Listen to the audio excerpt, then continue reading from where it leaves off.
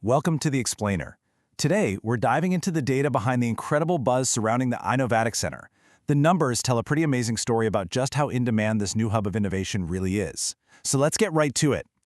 Okay, let's just jump right in with the big number. Get this, in just its first 5 months, from December 2025 all the way to April 2026, the iNovaTIC Center had 905 visitors walk through its doors. For a brand new facility, that is a ton of interest right off the bat.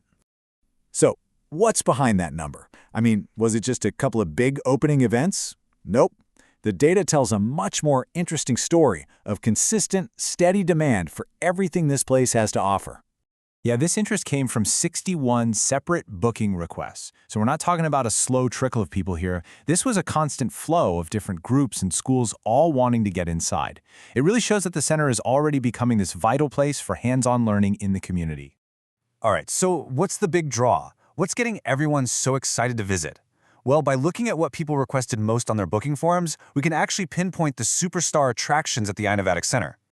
So when groups go to book a visit, they have all these incredible spaces to choose from. Robotics, a Lego setup, you name it. But the data shows one area is just head and shoulders above the rest. It is the must-see attraction. Any guesses? And here it is. No contest, really. With 46 different requests, the VR classroom is by a huge margin the most popular destination. It's so clear that people are just hungry for this kind of immersive tech, and the center is giving them an experience they really can't get anywhere else. Okay, but what I think is really cool about this is that the center isn't just a one-hit wonder. I mean, sure, the VR classroom is the star of the show, but look at this. There's real, solid demand across the board. The conference hall, the robotics room, the Lego setup, they all pulled in a lot of interest. This tells you it's a really well-rounded place, not just a one-trick pony. So who are these 95 people? The data gives us this amazing snapshot of the community that's already building up around the iNovaTIC Center. Let's take a look at where they're coming from and what kinds of groups are lining up to get in. First off, let's talk size. This place is clearly built to handle a crowd. It's already hosted huge groups. We're talking 120 people from NTI Cambridge, 100 from the Galaxy Uniprep Center. That just proves it has the capacity to make a really big impact with these large-scale visits. But you know, it's not just about the big numbers. For me, this is the most important part. Look at the incredible variety of the visitors. You've got everyone from primary school kids to university prep students, from nursery teachers doing professional development to the National Sport Commission and even art and design students.